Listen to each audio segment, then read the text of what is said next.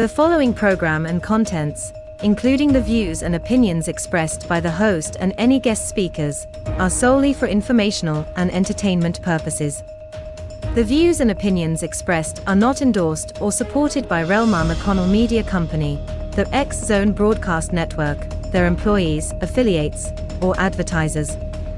The host and guest speakers are solely responsible for their own perspectives, and their views do not reflect those of Relmar McConnell Media Company, the X Zone Broadcast Network, their employees, affiliates, or advertisers. The information provided in this program should not be considered as professional advice or as a substitute for professional consultation. Listeners and viewers are encouraged to form their own opinions and seek independent advice when necessary. Relmar McConnell Media Company, the X Zone Broadcast Network, their employees, affiliates, and advertisers hereby disclaim any liability for any claims, damages, or losses incurred as a result of the information presented in this program.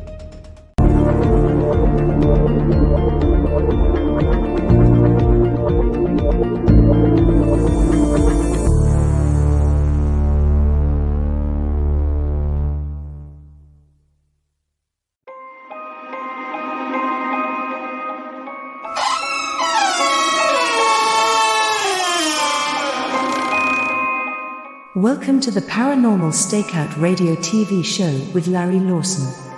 As a former career law enforcement officer and law enforcement educator, Larry focuses on the use of tried and true law enforcement investigative techniques in conducting paranormal investigations. Despite his experience and training, Larry also keeps an open mind to discussions on topics that deal with evidence that are not quite as physical in nature.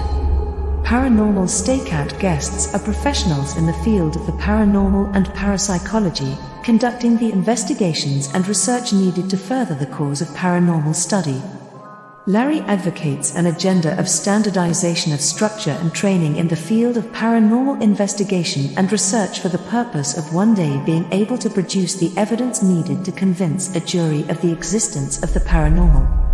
Whether it is ghosts, UFOs, unsolved mysteries, hauntings or cryptids, no topic is beyond the investigative reach of Larry Lawson and the Paranormal Stakeout radio TV show team.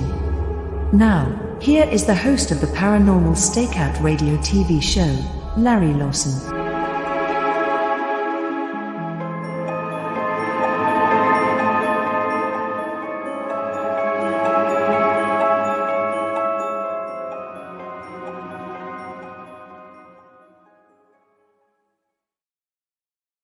And good evening, everyone, and welcome back to Paranormal Stakeout. As always, I'm your host, Larry Lawson, coming to you from the headquarters of the Florida Bureau of Paranormal Investigation and Indian River Hauntings in beautiful Vero Beach, Florida.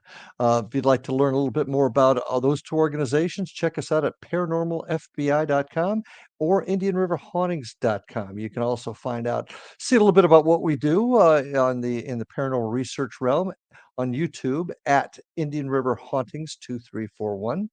Also, you can check me out right here on the X Zone Radio Broadcast Network by going to paranormalstakeout.org, and you can see all of my past programs as well as everything else. Now, if you'd like to send me a question, thoughts, or comments that I would love to bring up at the beginning of each show, you can email me at ghostguy@paranormalstakeout.org and send me your thoughts and comments. Would love to talk about it. It seems like lately, every time we've started the broadcast, there's something crazy going on in the world. We've just had another one up in the northeast part of our country, and I want to send our love and thoughts to everybody that was affected by the tragic events in the Lewiston, Maine area. Strange world we live in, and I want to see that everybody keeps focused. We're here to talk about the paranormal and things that we're trying to figure out and make sense of, but let's not lose sight of the things that are happening in our world today and pray for and think about those that are in need. So please keep that in mind. With that, tonight, I've got an interesting guest, Reverend Peter Panagore. Reverend Panagore is coming to us to discuss his experiences with near-death experience. Yes, he's crossed that line and come back. Reverend Panagore is recruited to TV as the fifth minister of America's oldest religious broadcast. His 2-minute spot aired for 15 years before the morning weather on NewsCenterMaine and two NBC stations, reaching up to 80,000 viewers a day. He previously served in New England as a minister for the United Church of Christ. He's an author. He's a broadcaster. He's also an individual that, as I said, experienced some very, very serious events. He was ice climbing in the world famous Lower Weeping Wall along the Icefields Parkway in Alberta, Canada, when he had a terrible accident and he passed over. And we're going to hear about that tonight, as well as other thoughts that Peter's going to bring to us. So with that, I'd like to welcome Peter Panagore to the show. Peter, thanks for joining us. Thank you, Larry. Thanks for having me here today. It's an honor, trust me. If you could share with my audience a little bit about who you are and how you got to where you are today, if you can, and feel free to go right into what happened to you on that ice mountain. Well, that's really how I ended up who I am today. I was a 20-year-old, had just had my birthday in 1980, and I didn't want to go home to Boston. I wanted to go on an adventure for spring break. So I found a fellow who had a trip planned, and I had been a mountaineer kind of person, wilderness camper, winter camper, national ski patrol, outdoor winter, outdoor summer, outdoor all the time. So we went on an 8-day snow caving backcountry expedition in Alberta, and we started on the in British Columbia. We started on the Alberta border. We skied in and then we skied out. And at the end of our trip, we had a great trip. We did a 1-day ice climb, and I'd never been ice climbing before. I'd been a technical climber. I'd done not a lot of rock, but enough rock and on many mountains.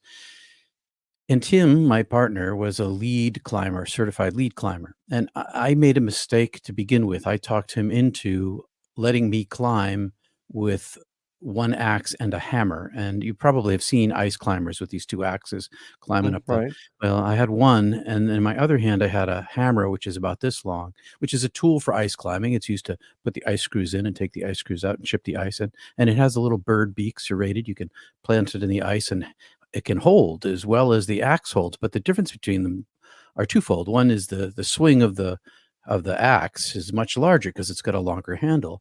And also with the axe, you can plant it in the ice. It has a pick at the bottom, and you can let go of the handle and dangle on this strap that's about a third of the way up the shaft, and relax your arm and stay in position safely just by opening your hand. But you can't do that with a hammer. And with the hammer, I had to grip it the whole time and use my forearm, which burned me out. Those two things slowed our climb down.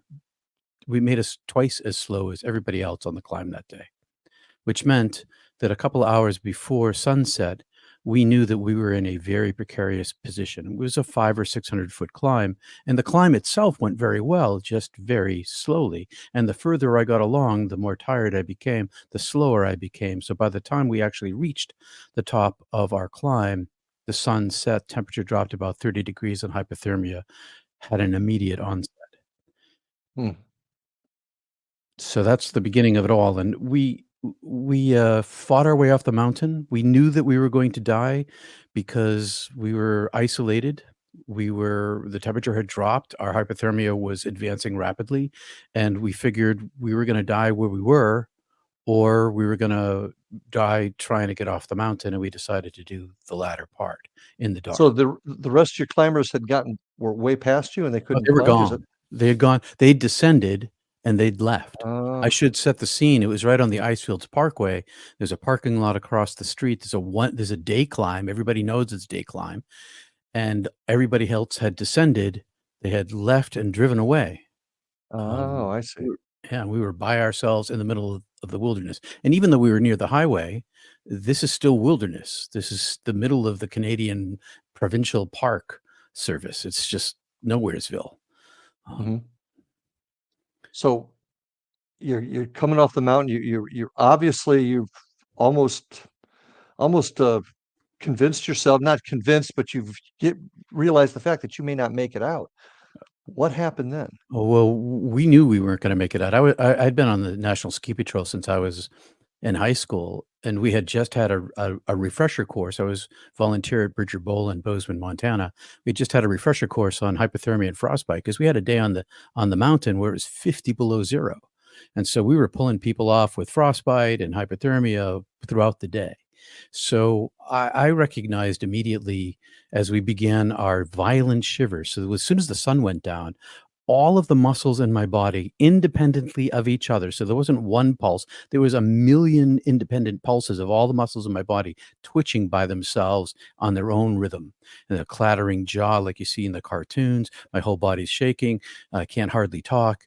And we realized that we were going to die where we were sitting, or we were going to die trying to get off. And so that's what we decided to do to fight our way down. So I could tell you the whole long high adventure of it, and it was pretty high adventure. We made some mistakes. Cold steals your reason. The colder your brain gets, the more confused a person becomes. I became, Mhm. and the poorer choices that I made as a result, it stole my coordination. It locked up my muscles, so it made everything difficult to move. My eyeballs, I could feel my eyeballs freezing. My tongue became difficult to manipulate to speak. The cold was like fire inside of me and burning me all around. Yeesh. Every time I tell this story, part of me goes back there, and it was the most traumatic experience. I've lived a very adventurous life, and it was the most traumatic experience I have ever had. I kept my fear under control, under mental, organized, forceful control, as did Tim. Neither of us panicked. And we drove ourselves through the night through, well, a traverse, a repel, a traverse, a repel. Mhm. And as we went along, it got colder and colder, and we had no food with us. We had water because there was ice. We could suck on the ice, but we had nothing to fuel ourselves. Because it was a day hike It or a was a day day, climb. it was a day climb, and Right. Uh-huh. none of the other teams brought up gear to spend the night. Nobody brought up extra food. We brought up some extra food, but we ate it. It was gone. Yeah. Nobody So planned. so what you're in this precarious situation. You realize that you may not make it out. What happened then, and how did you get out? Well, we made it to the final rappel, and that was about 100, 150 feet up, and it had iron pins epoxied into the mountain. Somebody had drilled a hole and Mhm. epoxied in a pin with a ring on it and a carabiner and a strap and another carabiner. So we were clipped into the mountain finally, like sometime very late, early morning hours. Mhm. We had fought our way through the night and through the dark to get to this place. So we weren't gonna fall for the first time, and we were only 150 feet up, and the car was right across the street with the tent in it. So we could if we could get there, we could get ourselves safe. But I had the rope, Tim was to my left, and he was clipped in on this situation as I was, standing on this ledge, and I had the rope, and I took off my mittens, and I tied a knot of one end of the rope to my harness so I wouldn't drop it. I took the other end, and I threw it out around the corner of this cliff, kind of this vertical cliff like that into this crag. Mhm. And I pulled on the rope, and the first pull, it got stuck somewhere up in the dark around the corner. And the more I pulled it, the tighter it became. So now we were in this situation where we couldn't go up after the rope to pull it down, and we couldn't descend. And that was it. There was no movement from this position. And so we stood there as I kept trying to pull on the rope, and hypothermia continued to advance. I unzipped my coat at one point, which I knew better than because I know better than to do that. But I was still feeling hot because I felt all of the blood rush from my extremities into my Mhm. core. And I had this, I remember feeling or thinking, I need my heart and my lungs and my gut. I don't really need my feet and my knees. I can lose those to the ice. And as long as this part of me is warm, I'll be okay. And that's what I was thinking when I unzipped my coat. And Tim yelled at me, "Zip up your coat." And I didn't do it because I didn't care. And then I had this peace flow over me when I realized, because I had enough mental capacity, that I recognized the symptoms, and I thought, "Oh, this is it. I'm done for now." Mhm. And this peace settled over me when a piece of not desiring to stay alive. I accepted my position. I accepted my fate. and I stopped fighting, and I started thinking about my parents, and I started thinking about, uh, God, and I began to fall asleep. And I would crash like blackness would come, like in an instant, blackness would come and I'd Mhm. fall asleep and I'd crash down to the rock, I'd stand back up and pull in the rope. And that happened a bunch of times. And I stood back up this last time and I had tunnel vision. And this tunnel vision, which I'd never seen before, began to collapse very rapidly into a narrow field. And as it collapsed very rapidly, I thought, what is this thing I'd never seen before? And I started looking around and it kind of followed my vision and got smaller and smaller. And I was looking right at the mountain as it got really, really, really, really small. And I thought to myself, I must be falling asleep again. On that note, as much as I wanna hear I wanna hear the rest of this, so we gotta take our first break. Folks, stay with us as we continue this compelling story and we hear what the results were. So stay with us. We'll be back after these messages.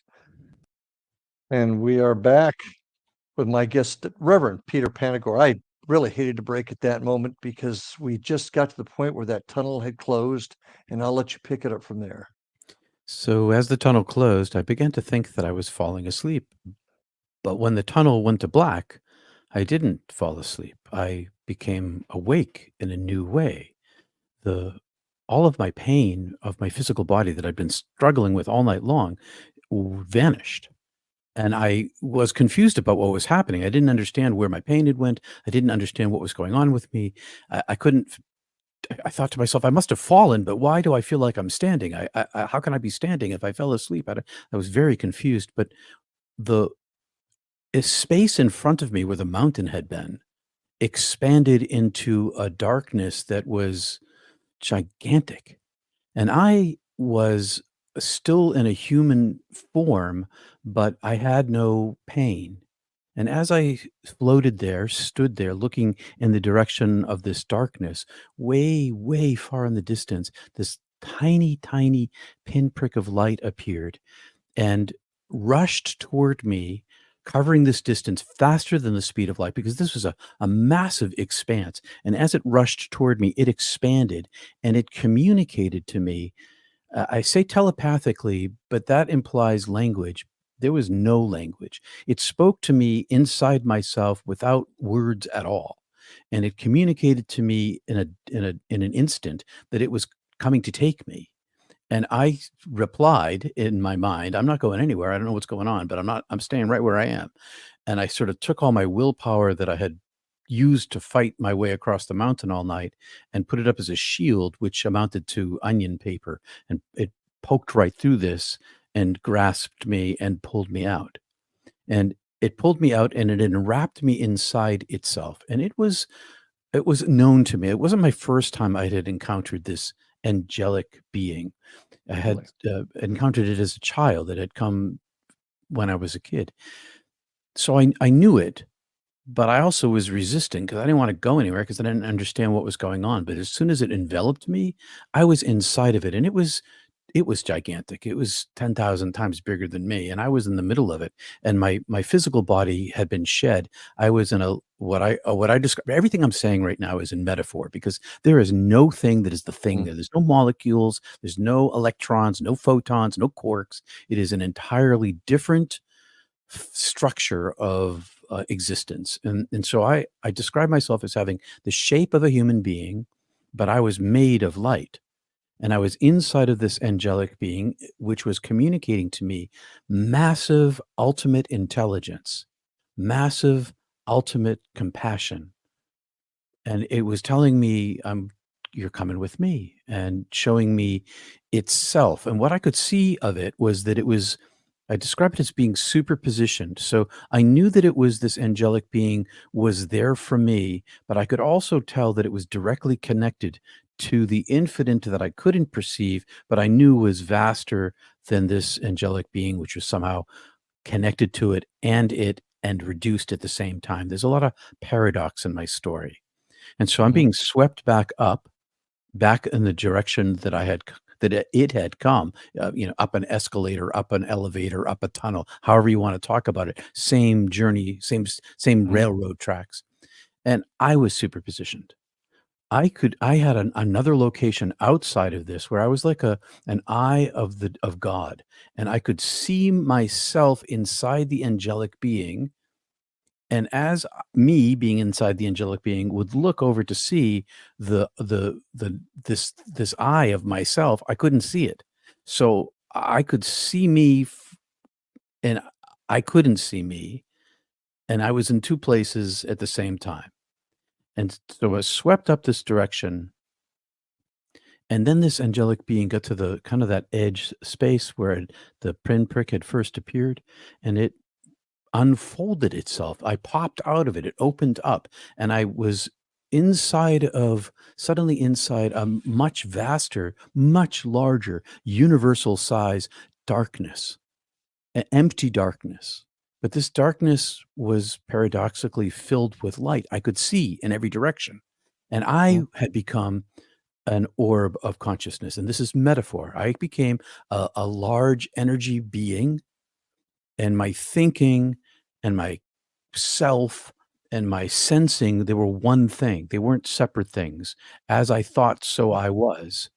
And I remembered myself. I thought, this is who I am. I've always been this. Why? How did I forget who I am? And I was in comfort and contentment, and all of my pain had gone. All of my suffering was gone. Every part of my human life was forgotten, not needed. Question for you. Did you feel as if you were part of something bigger, something obviously beyond you, but did you feel like you were part of a collective at Well, all? yes, my story is rather long and lots of things happened, and I tell it in a chronology, but it's timelessness. It all happened at once from my point of Mhm. view. At one stage of my near-death experience, I did experience that, where I became inflated, infilled by the fullness of the light itself, and I became in union with it.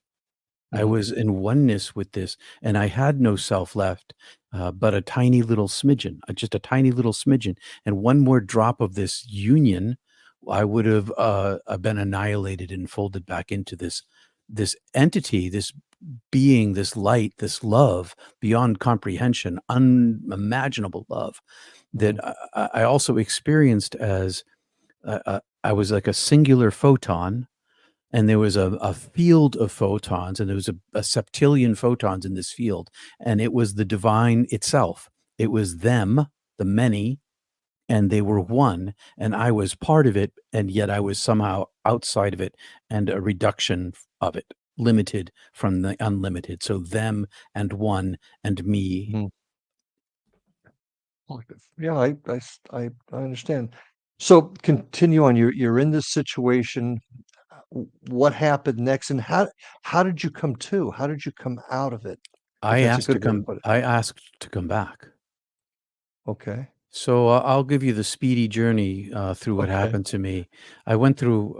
I saw my original self. When I say I saw it, I experienced my original self being called into being.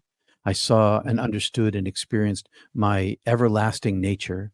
I saw my original self. I saw my soul self that it had incarnations, and I also went through a hell to get there. So as I was first seeing the divine being having it had appeared to me, I should back up and say it suddenly the darkness that I was in had an opening in it, and through this opening, light poured like a waterfall, like a the tallest waterfall you can imagine, most beautiful, most seductive, most desirous, and it was made up of a billion different electromagnetic wave colors and X-rays and infrared and electromagnetic stuff, you colors we don't have here, and it was Mhm. simultaneously all of these colors and white light at the same time and most beautiful, and I went to it and it with a thought, and I moved toward it as it came to me, and I touched it with my being, and then it infilled me.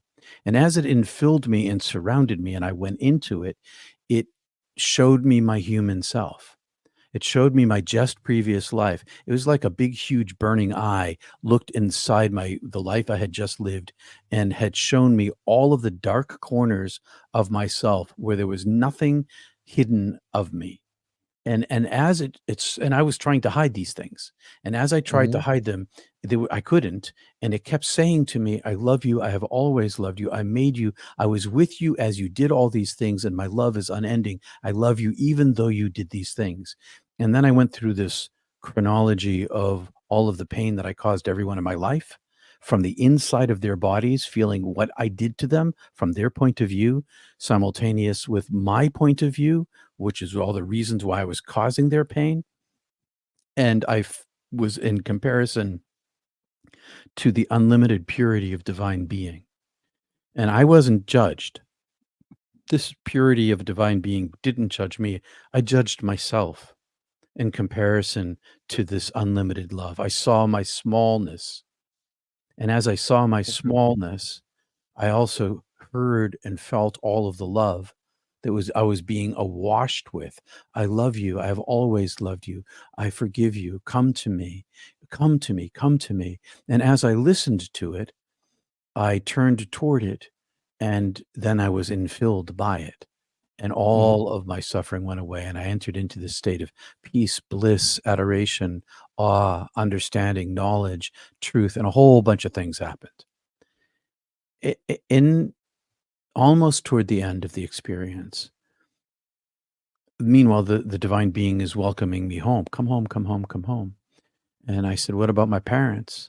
I could still see them. And I was shown the universe, our universe, and I was shown the origin of our universe. There was this infinite darkness that I couldn't see into, and out of this darkness poured our universe, just like spilled out as light, and then this light became overlaid with the matter of and energy of our universe as a darkness that hid the light inside it.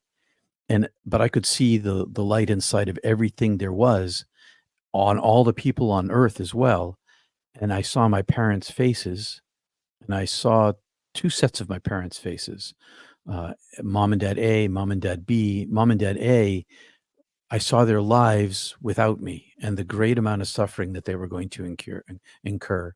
And then I saw their lives in mom and dad B with me, and I saw a lesser amount of suffering. And I saw their end of life in both of these, mom A and B and dad A and B. And in the end of their lives, they came to this place of unending love in which I was, because all of the love that was woven through all of our universe was poured directly at me. And I felt like I was the most beloved that had ever been made. But I could see that every human being, because I could see all human beings, lifetime on earth, like a hologram, I could see that every one of them was beloved as well. And I could see that no one was lost, that all things are made out of the divine and nothing is lost. Everything comes back into the love itself. And so I saw my parents suffering and their less suffering, and I recognized the length of my human life was a snap of the fingers. And I thought to myself, well, maybe I can go back and alleviate some of their suffering. And so I asked, I said, I know you're welcoming me home. You're telling me it's time to come home, but I haven't gone all the way quite yet, have I?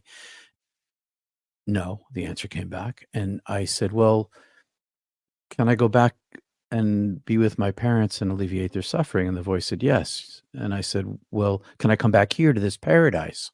And the voice said, yes. I said, well, I choose to live my life. And the voice said, you won't live your life, and sent me out. And as I Mhm. was sent out, I was reduced again. I was back inside this angelic being, and I was Yep. being compressed. To do this to you, but we've got to That's take all our right. next break. Sure, cool. But hold that thought, folks. You'll want to hear more of this, so stay with us. We'll be back right after these messages.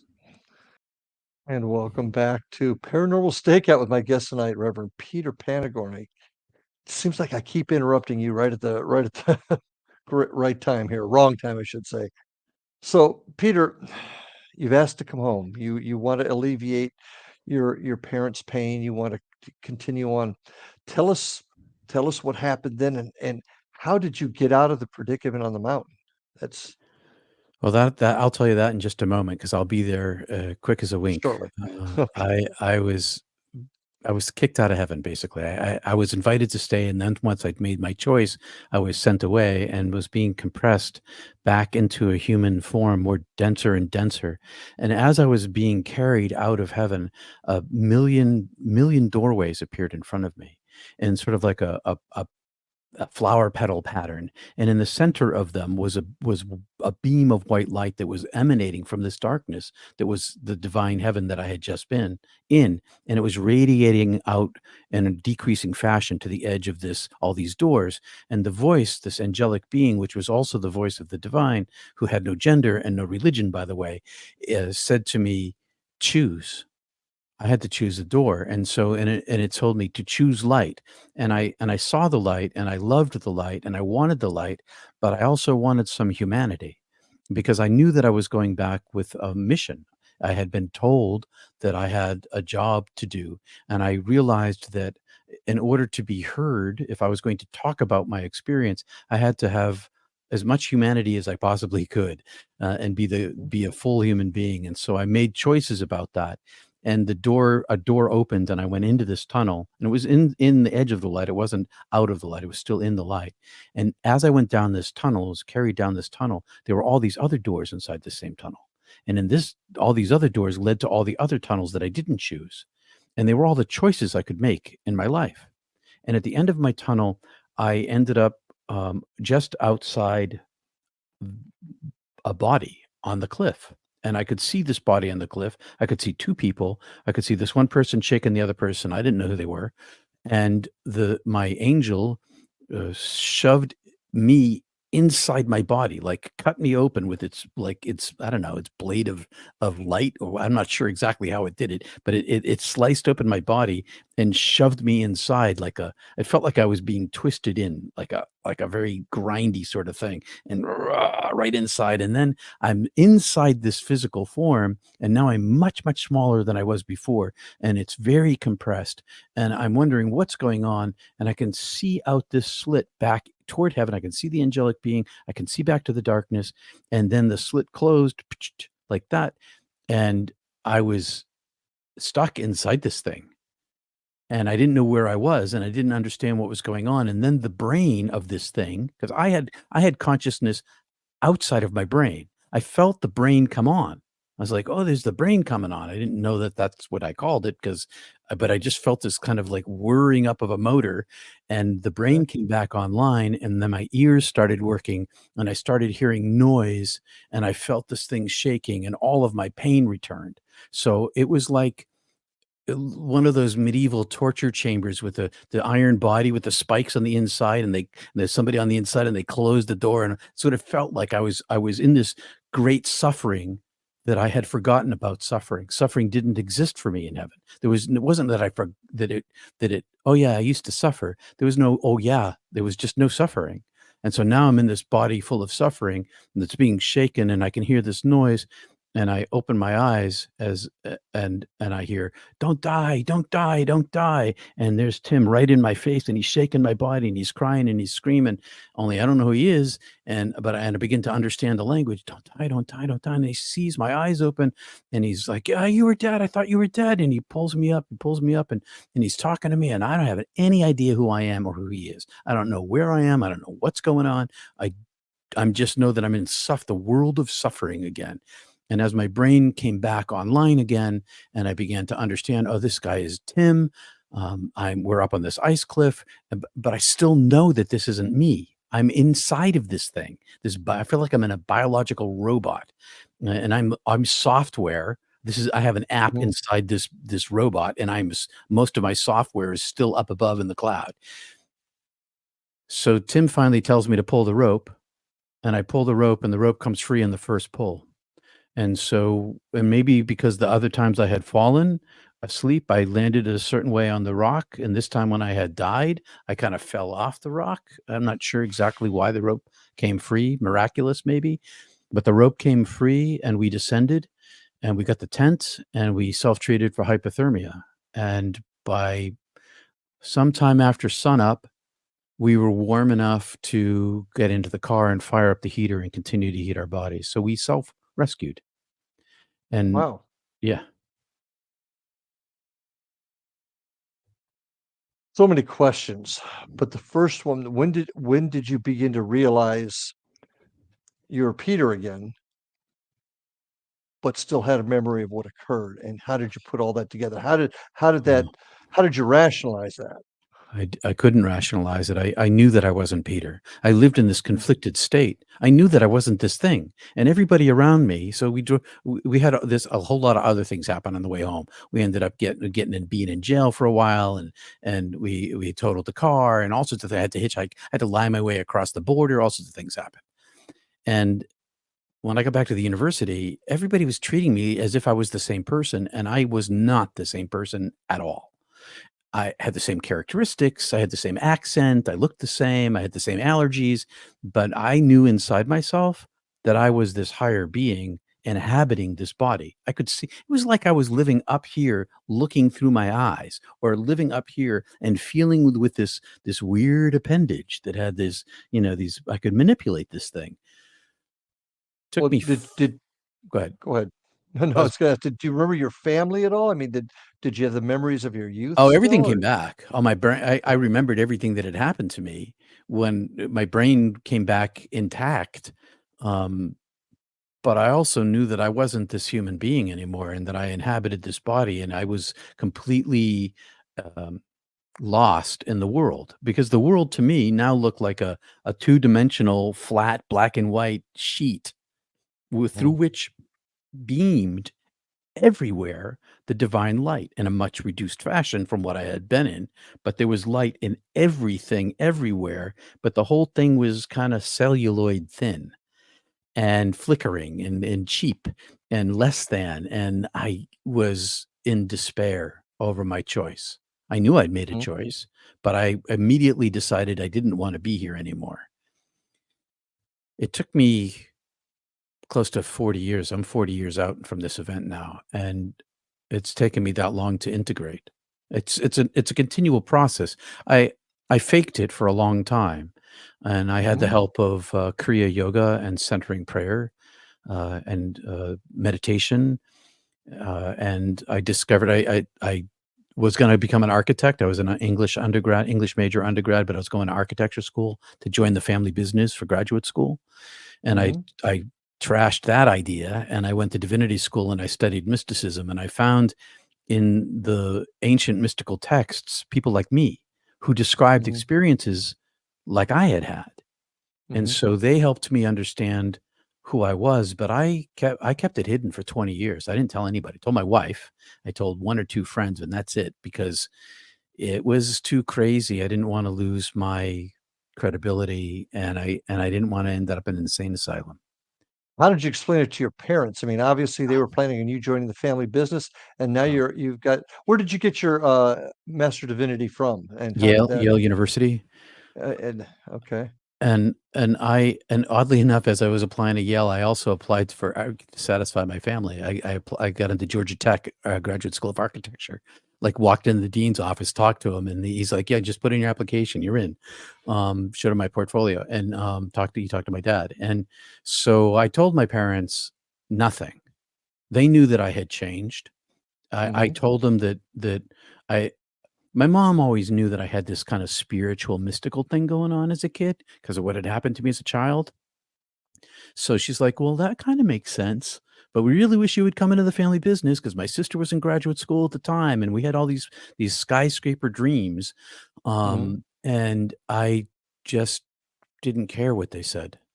And I decided this is what I was gonna do, and that's what I did. And when I got into I applied to Harvard, Yale, and Princeton, and I got into Princeton, and I got into Yale, and when my parents were like, "Oh, you're going to Yale? Okay, I guess that's okay." And so, it was like, "All right, okay. And now what are you gonna do with this crazy idea of yours? And, going to divinity school, you're gonna be a minister? What are you gonna be, a professor? What are you gonna do?" And I had decided to become a professor. But the Mhm. dean of students let me do this 3-year independent study, found a pile of money to help me do this, to study mysticism, and never told her why either. And when I finally told my parents, I didn't tell my parents until my book was coming out. because I didn't. I came out to my congregation. I was a United Church of Christ minister in this town where I live still, in this coastal town in Maine. And there was this huge embezzlement in the church that lasted a decade, Mm, and it was a terrible thing. It was big news. You got family is in Maine, I think, and it was in the papers. They probably read about it back then, um, and I came out to my congregation as a result of that. And then I told my parents, and they did not believe me. And so when the book started coming out, I was like, "Look, mom, dad, I'm serious enough about this that I'm willing to put myself out in public with this." And they're like, "Okay, all right." So they understood that something had happened to me, but they never really believed me. And I long ago gave up on the idea of trying to convince anybody what happened to me was real. I couldn't. It's completely subjective. I can't prove this to anybody. But my and isn't life. Go ahead. Yeah. No, no, that's the one problem that we face in the field outside of the science that we know. You can't prove it. In fact, your story uh, is similar in many ways, but different than a lot of other folks that have had near-death experiences. Um, what do you think made yours different or the same as others? Well, there's a great similarity in that many of us, maybe not all of us, but many of us encounter this overwhelming light and unconditional love that's Mhm. eternal, everlasting, and unbreakable. And that's exactly what I experienced. All the rest of the stuff that happened to me, I feel like I'd been prepped my whole life. I had had a whole series of mystical experiences starting from when I was a child, and I Mhm. never I never understood them. They had no context.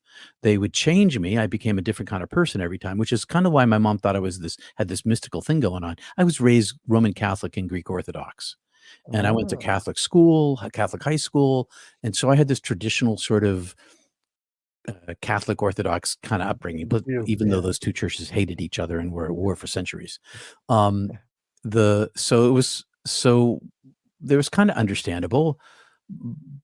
But my mystical experiences, I didn't tell anybody about them. I had the first one when I was 5, and I told my mom, and I Well, learned to. let's hold up on that one Okay, because we're up another at our break. next break. But All right. when we get back, I want to hear about because you'd mentioned it earlier about an experience as a child. So that's where I want to go next. So folks, stay with us. We'll be back after these messages. You got to hear the rest of this. So join us. And we're back with my guest, Reverend Peter Panagore. Just a fantastic story and what you've went through. We're going to get right back into that in a minute, but I just want to remind everybody if you want to learn more about my organizations, paranormalfbi.com or indianriverhauntings.com. Take you to our websites. You can find out a little bit more about us, our YouTube channel at Indian River Hauntings 2341. Uh, Also, I got to remind everybody, check out the other great programming on the X Zone Radio and TV network at xzoneradiotv.com or xzbn.net.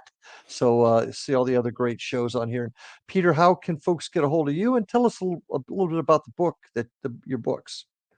I'm found at peterpanagore.love, peterpanagore.love, and I have a YouTube channel. You can find me on YouTube, Peter Panagore. The book became an international Audible bestseller and has been optioned for a film that I've been working on for the past couple of years. And I should be done my responsibility for the contract, hopefully by the first of the year, and then we're off to pre-production. Excellent, excellent. So do check that out, folks.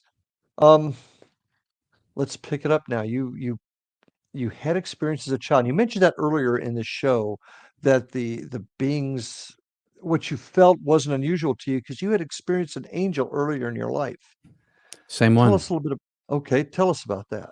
So when I was a little kid, I was 5 years old, kindergarten kid, and I was gonna try to scare my sisters. They were getting off they'd gone to Catholic school, and they were getting off the bus, and so I decided to climb this little tiny tree in the side yard and jump down on them when they walked into the yard. And so I was hiding in this tree, and it was the autumn or late. It was like September, and it was a maple tree, and all these two-tone maple leaves were flipping back and forth, and they mesmerized me.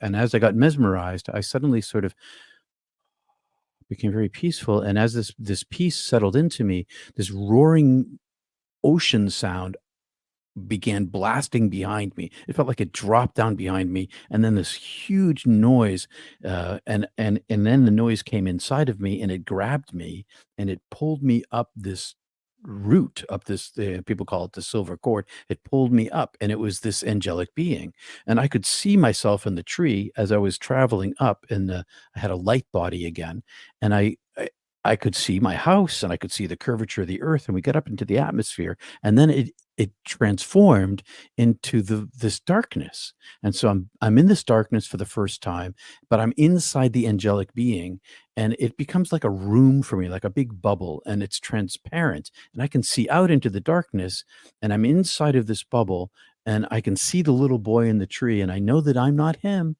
but he's part of me, but I'm not him. And then this bubble opened. And as this bubble opened, I got sucked out of it, and I got brought into this darkness where I still had my light body form. And in this darkness, I experienced infinity. I experienced creation and power and allness. And then I was brought back inside the bubble, and the darkness followed me in and began to take form, and this form shifted 10,000 times, 10,000 different forms, different colors, different densities, different materials, and it was speaking to me, and it Mhm. said to me, I and this is just a little boy's language, I'm God, and you have a pre-birth deal with me. You work for me. Do you remember? I'm like, "Oh, yeah, yeah. I remember. I work for you." And when I said that, I got sent back down and stuffed back in my body again. And then one in different forms, 2, 3, 4, 5 other times, including 2 when I was in college the year before, I had more experiences of this divine entity, but they never really made sense. They were individual experiences. They changed me. I became a different person each time, a modified person, born again, you could say. But at my near death experience, all of those things kind of fell into place. I felt like I'd been, I was given this choice to come back, but I also felt like I had this lifelong setup for this thing. I feel like my whole Mhm. life is like that. I have this lifelong setup where all these things happen to me that lead me to the point of the next spiritual experience, and then all the previous spiritual experiences sort of add into that. Um, and so, well, I know my near death experience is different than other people's, and so what I did when I wrote the book is I didn't read other people's near death experiences.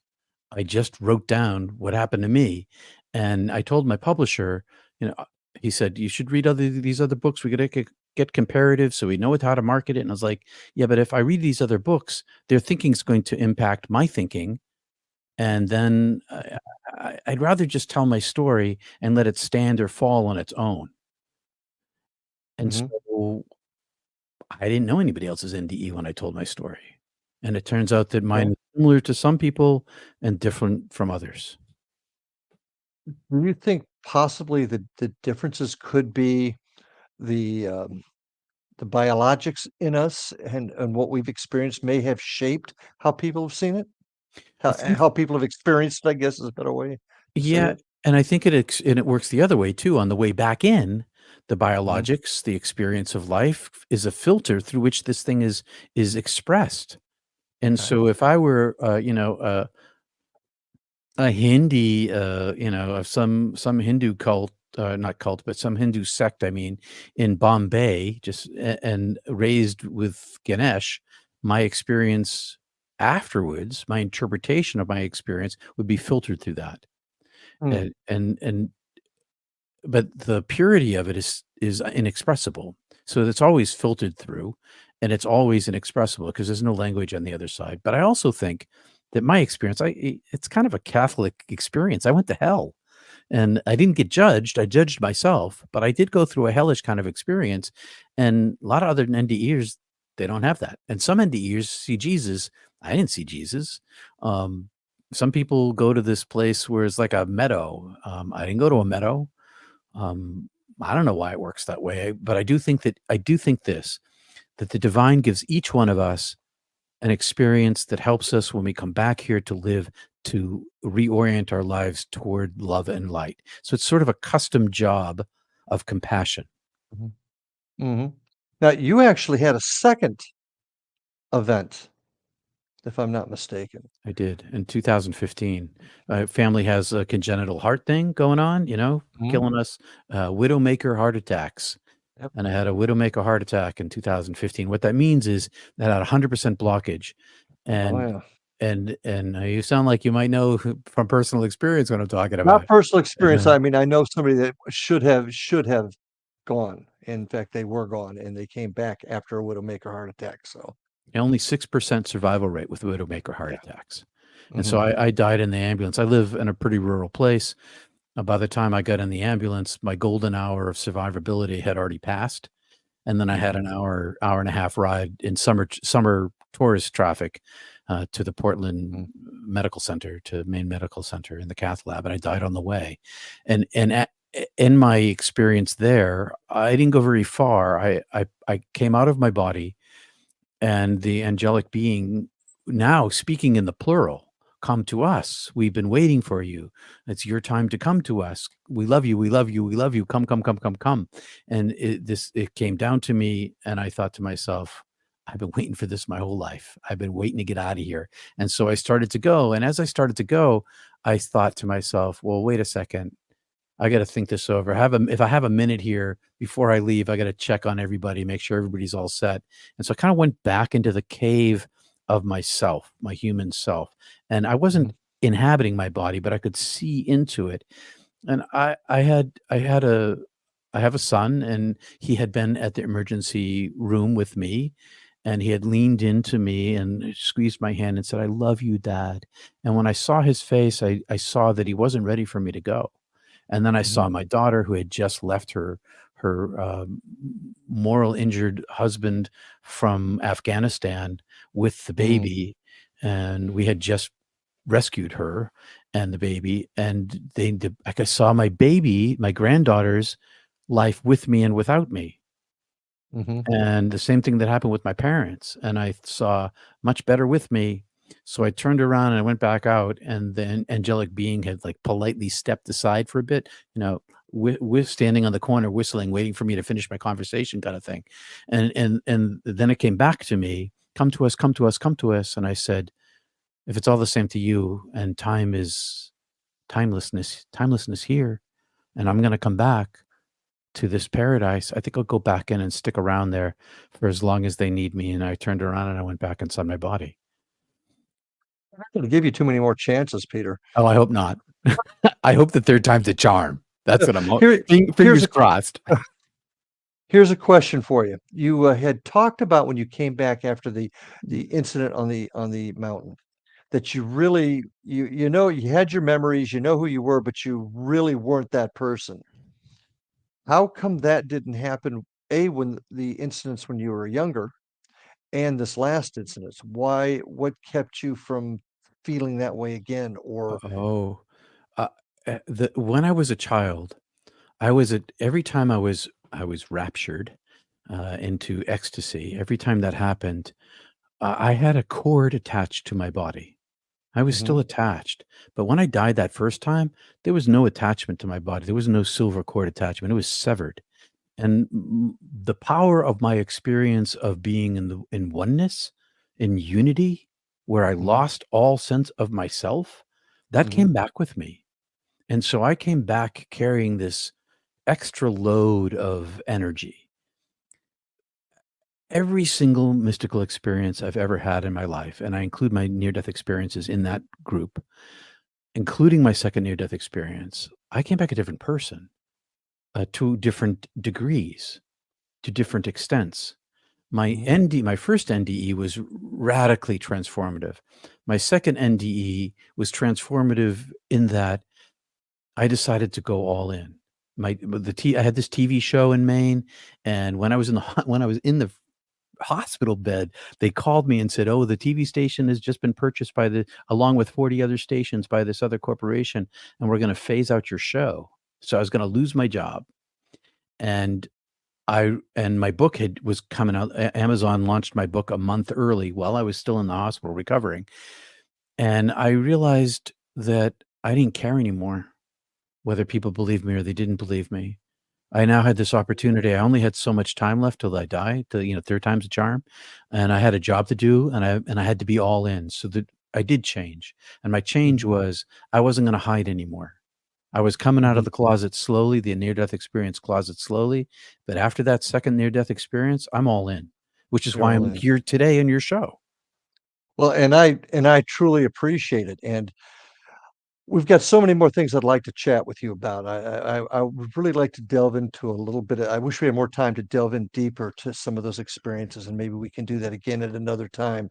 But unfortunately, we've run out of time. So, Peter, thank you so much for being with us tonight and sharing your story with us. And I want to thank all of you out there for listening and your support. And just remember that life is short. Take care of your family, hug your kids, hug your significant other. Most importantly, take care of yourselves. Until we meet again, we'll see you on the other side. Have a good night.